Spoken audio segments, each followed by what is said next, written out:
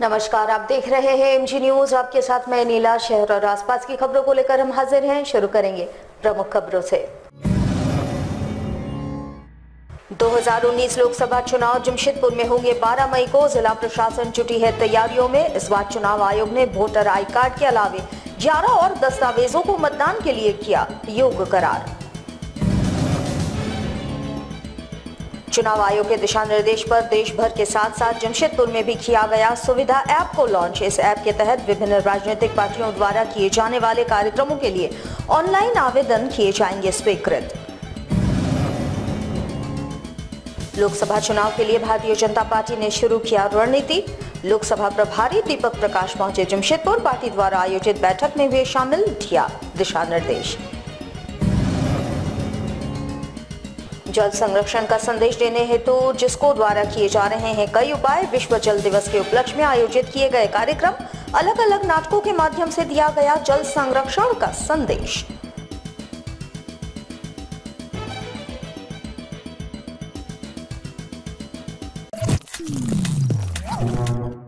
अब खबरें विस्तार से।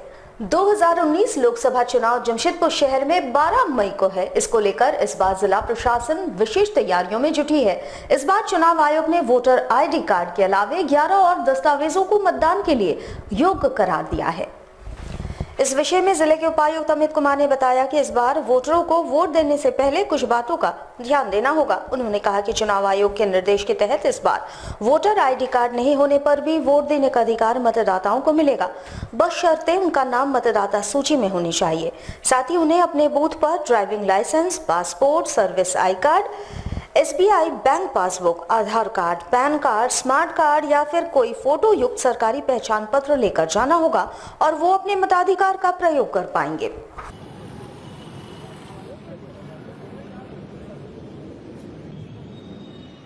आगामी लोकसभा चुनाव में सभी मतदाताओं के बीच मतदाता पर्ची का जो वितरण है वो सुनिश्चित किया जाएगा, लेकिन पूर्व के चुनाव की तरह मतदाता पर्ची इस बार वोट देने के लिए पर्याप्त आधार जो है वो नहीं होंगे।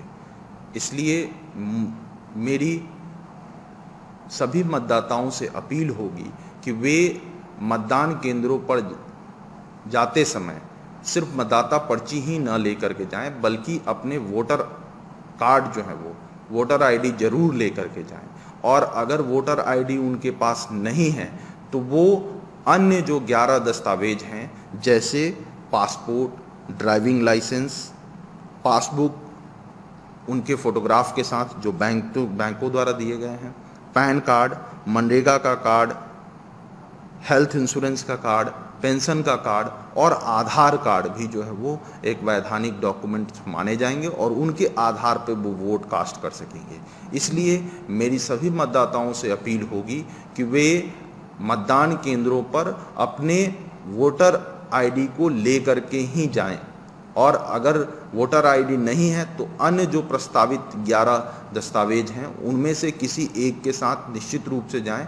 इस बार सिर्फ और सिर्फ मतदाता पर्ची के आधार पर वोट जो है वो कास्ट नहीं कर पाएंगे। मतदाता पर्ची का वितरण उन्हें सहूलियत प्रदान करने के लिए और विभिन्न बुनियादी जो जानकारी है वो उपलब्ध कराने के लिए है।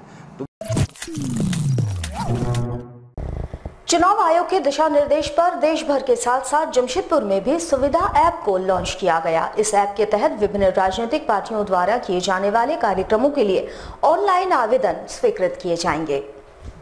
इसके लिए जमशेदपुर जिला मुख्यालय में मान्यता प्राप्त राजनीतिक दलों के लोगों को प्रशिक्षण दिया गया, साथ ही हैंड्स ऑन ट्रेनिंग भी दी गई। इसमें जिले के उपायुक्त के साथ समस्त विभागों के अधिकारी शामिल रहे। इस ऐप की विस्तृत जानकारी जिले के उपायुक्त ने दी। क्योंकि चुनाव आयोग द्वारा चुनाव के मद्देनजर कई दिशा निर्देश दिए गए हैं, उसी के तहत सुविधा ऐप के माध्यम से जानकारी दी गई। इस ऐप के जरिए अब तमाम राजनीतिक पार्टियां अपने कार्यक्रम, जनसभा के लिए ऑनलाइन आवेदन देंगे और उसी ऐप के माध्यम से उन्हें उसके लिए स्वीकृति प्रदान की जाएगी। सभी प्रक्रिया ऑनलाइन ही होंगे। साथ ही जनसभा या फिर कार्यक्रमों के लिए जितनी भी बंदोबस्ती की जानी है, इसकी जानकारी विभाग को इसी ऐप के माध्यम से दी जाएगी।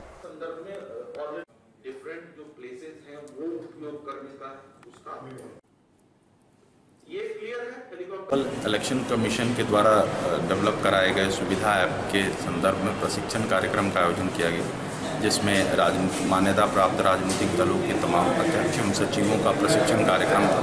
इसमें सुविधा ऐप के माध्यम से रैली, जनसभा करने, वाहनों का परमिट जारी करने, अस्थायी हेलीपैड के निर्माण के लिए अनापत्ति प्रमाण पत्र एवं अन्य जो कार्यक्रम हैं उनके अनुमति के संदर्भ में जो कार्यक्रम था, जो प्रशिक्षण कार्यक्रम आयोजित किया गया है। और ये चूँकि ऑनलाइन सारी सुविधाएँ जो उपलब्ध हैं उनके बारे में व्यापक दिशा निर्देश दिए गए और हैंड्स ऑन ट्रेनिंग भी कराया गया है, ताकि कोई भी कार्यक्रम जो है वो 48 घंटे पूर्व उनको सूचना देनी है और उसके आधार पर विभिन्न माध्यमों से इनको परमिशन मिलेगा। इसमें नोडल ऑफिसर आइडेंटिफाई करके उनको भी जो प्रशिक्षण दिया जाता है, तो इसका बेहतर तरीके से क्रियान्वयन हम लोग सुनिश्चित करते हैं। जमशेदपुर लोकसभा चुनाव को लेकर भारतीय जनता पार्टी ने रणनीति बनानी शुरू कर दी है। आपको बता दें कि लोकसभा प्रभारी दीपक प्रकाश जमशेदपुर पहुंचे। गोलबोनी में भारतीय जनता पार्टी ने एक बैठक का आयोजन किया। इस बैठक में बीजेपी के प्रत्याशी विद्युत वरण महतो की जीत कैसे सुनिश्चित हो और पिछले लोकसभा की तुलना में 2 लाख वोट से कैसे जीते, इसको लेकर रणनीति बनाई गई। साथ ही बूथ स्तर के कार्यकर्ता और वोटिंग के समय तैनात होने वाले कार्यकर्ताओं की क्या भूमिका होगी, इस पर रणनीति बनाई गई। वहीं इस बैठक में सांसद विद्युत वरण महतो एवं जिले के वरिष्ठ भाजपा कार्यकर्ता शामिल रहे।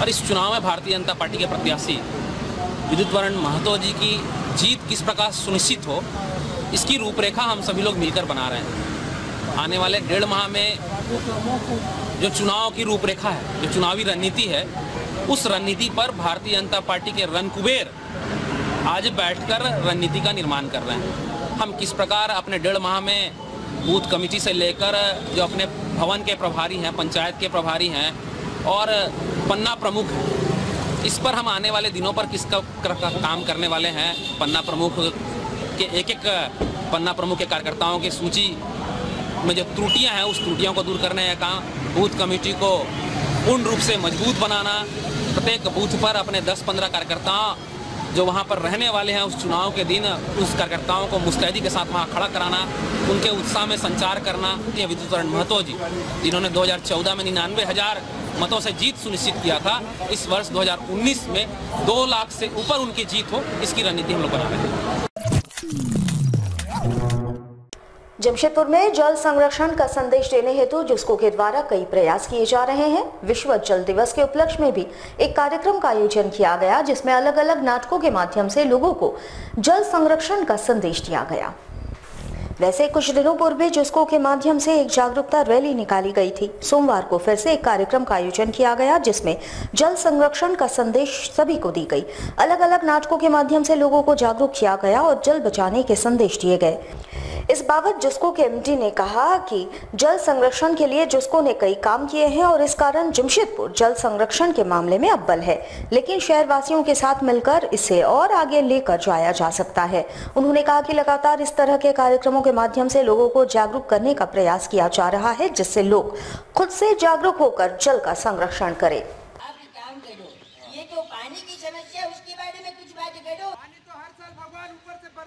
हमारा प्रयास रहा है, आपने देखा है कि जिसको ने कहा है जिम्मेदार शहर जिम्मेदार नागरिक, एंड उसी के तहत हमारा प्रयास रहेगा।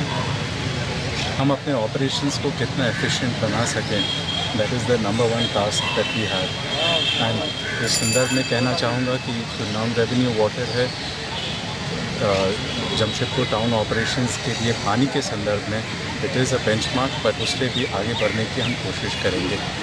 के बारे में जागरूकता जारी, हमारे एम्प्लॉयज़ के बारे में भी हम we are doing good, we are proud. आज जो प्रोग्राम कर रहे हैं, वीडियो फिल्म बना रहे हैं, इस सब से अवेयरनेस और कैंपेन करने की ज़रूरत है ताकि लोगों में जागरूकता जाए। यह एक मुहिम है, सिटीजन्स एंगेजमेंट करना है, सिटीजन्स को इन्वॉल्व करना है। कोई ओवरनाइट सिंपल सोल्यूशन नहीं है, बट इस प्रॉब्लम को रिकग्नाइज़ करना और लोगों को साथ लेके चलना है। इसीलिए हमारी ये कोशिश जारी रहेगी।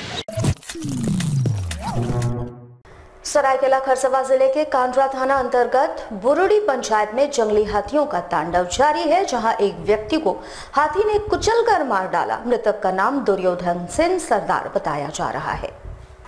वहीं घटना की सूचना मिलते ही ग्रामीण जंगल पहुंचे और घटना की सूचना स्थानीय थाना और वन विभाग को दी। इधर वन विभाग के अधिकारी घटनास्थल पर पहुंचे और परिजनों को मृतक के अंतिम संस्कार के लिए सहयोग राशि देने की प्रक्रिया में जुट गए। वैसे स्थानीय लोगों में सरकार और वन विभाग के प्रति आक्रोश देखा गया। आपको बता दें कि पिछले कई वर्षों से जिले के कांड्रा, गमरिया, कुचई, सरायकेला, नीमडी, तिरुल्डी, चांडिल आदि क्षेत्रों में दलमा क्षेत्र के हाथी तांडव मचाते रहे हैं। कभी खेतों में लगे फसलों को ये गजराज रौंद डालते हैं तो कभी घरों में रखे अनाजों को चट कर जाते हैं। वहीं ये गजराज अपनी जद में आने वाले ग्रामीणों को भी अपना शिकार बना रहे हैं। पिछले 1 साल के भीतर दर्जन भर ग्रामीणों को हाथी ने अपना शिकार बनाया है।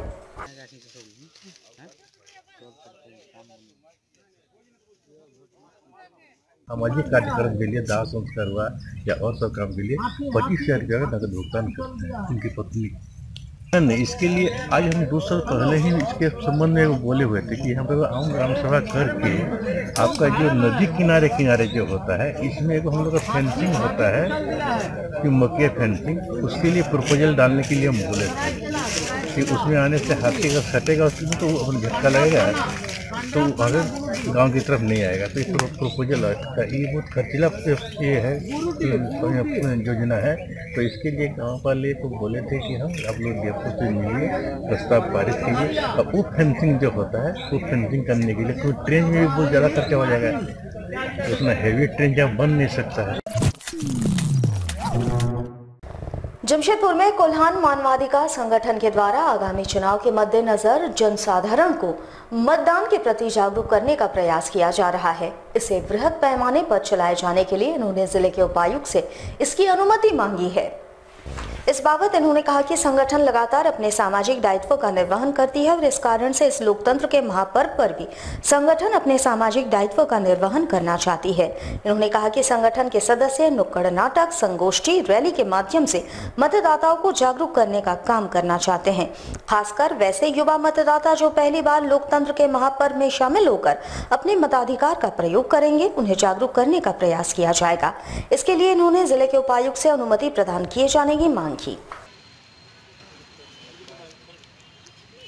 सामने देखिए, सामने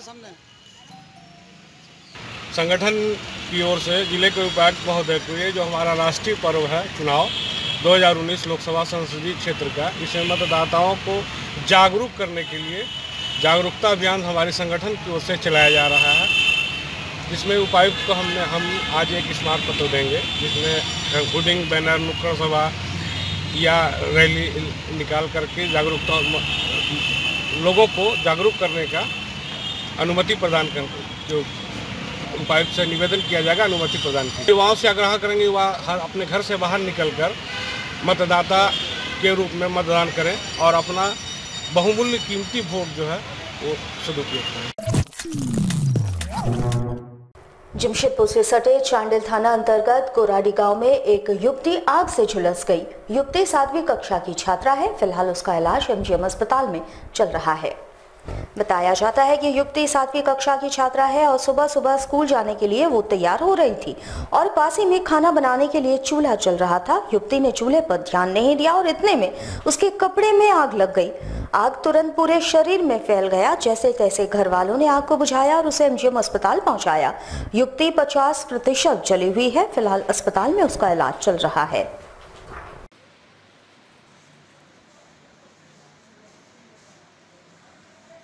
लड़की सुबह नींद से उठा, नींद से उधर बाहर गया, बाहर से घूम के आके चूल्हा के सामने बैठ गया तो सामने कोई नहीं था, बाहर में माँ बापा था तो वो बैठ गया तो आग लग गया। तो चिंचिड़ा के उठ के जाके अपना हाथे से बल्टी जल था बाहर में वो अपने डाला। जमशेदपुर के बर्मा माइंस टीओपी के पास बाइक सवार को पीछे से बस ने टक्कर मार दी, जिसके बाद बस चालक फरार हो गया। वहीं बाइक सवार दिलीप माझी और उसका साथी गंभीर रूप से घायल हो गया, जिसे आनन फानन में बर्मा माइंस पुलिस व स्थानियों की मदद से एमजीएम अस्पताल पहुंचाया गया। बताया जा रहा है कि दिलीप माझी कॉन्वॉय चालक है और वो सोमवार की सुबह अपनी बहन के घर गया हुआ था, जिसके बाद दोपहर को अपने घर बिरसा नगर वापस लौट रहा था। उसी वक्त बर्मा माइंस टीओपी के पास पीछे से तेज रफ्तार बस ने बाइक को टक्कर मार दी, जिससे दिलीप और उसके साथी गंभीर रूप से घायल हो गए। वहीं पुलिस व स्थानीयों की मदद से घायलों को इलाज के लिए टेल्को अस्पताल ले जाया गया, जहाँ प्राथमिक उपचार के बाद बेहतर इलाज के लिए एमजीएम अस्पताल भेज दिया गया। घायलों में एक के सर पर चोट लगी है, जिसकी वजह से उसकी स्थिति नाजुक बनी हुई है।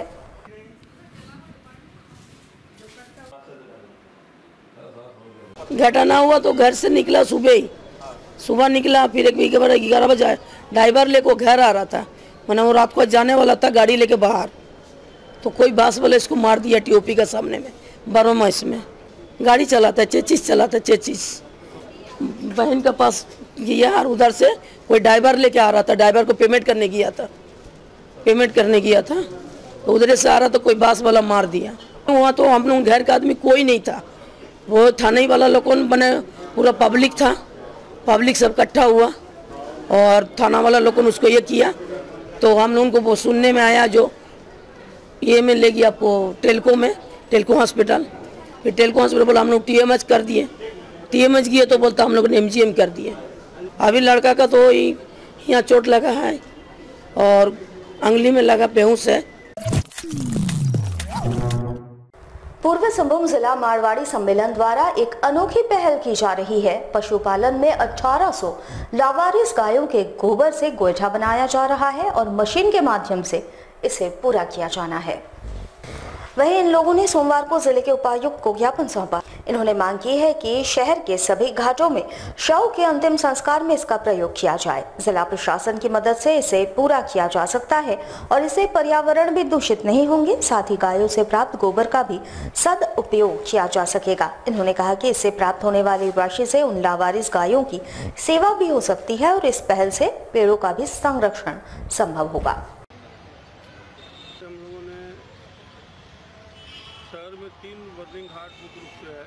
कि जो शवों का अंतिम संस्कार होता है, इसमें इलेक्ट्रिक फर्नेस और लकड़ी के अलावा गोईठा का भी विकल्प के रूप में इस्तेमाल किया जाए।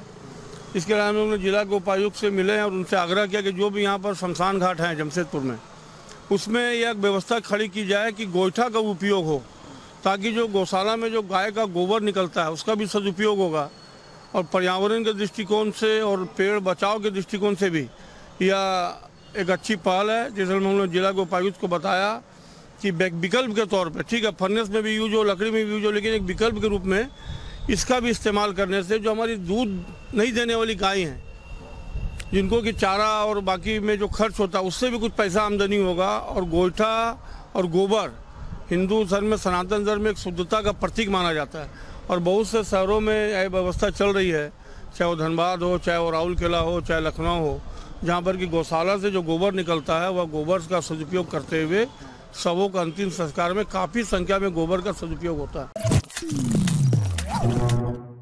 जमशेदपुर में भाजपा घाघीडीह महिला मोर्चा द्वारा 1 वर्ष का कार्यकाल पूरा कर लिया गया। इसकी खुशी इनके द्वारा एक समारोह आयोजित कर मनाई गई। इससे पूर्व प्रधानमंत्री स्वर्गीय अटल बिहारी वाजपेयी को श्रद्धांजलि अर्पित की गई। 1 वर्ष पूर्व इस क्षेत्र में महिला मोर्चा का गठन किया गया था और 1 वर्ष पूरे होने पर इस समारोह का आयोजन हुआ। समारोह की शुरुआत पार्टी के दिग्गज नेता व देश के पूर्व प्रधानमंत्री स्वर्गीय अटल बिहारी वाजपेयी को श्रद्धांजलि देकर की गई। इस दौरान कई मुद्दों पर चर्चा हुई। महिला मोर्चा के अध्यक्ष के अनुसार महिलाओं से जुड़े समस्याओं के निदान के लिए क्षेत्र में कई कार्य किए गए हैं और इससे क्षेत्र की महिलाओं को लाभ भी पहुंचा है। साथ ही आगामी दिनों में और बेहतर कार्य पार्टी द्वारा किया जाएगा। इसके विषय में समारोह में विचार विमर्श किया जा रहा है।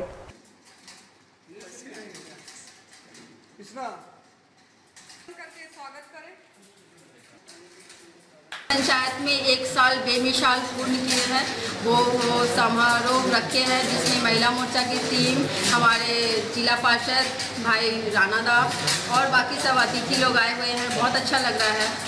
आज महिला मोर्चा का 1 साल बेमिसाल है, यही प्रोग्राम रखा हुआ है। इस प्रोग्राम में जो भी महिला लोग आई है सबका आभार है, अभिनंदन है।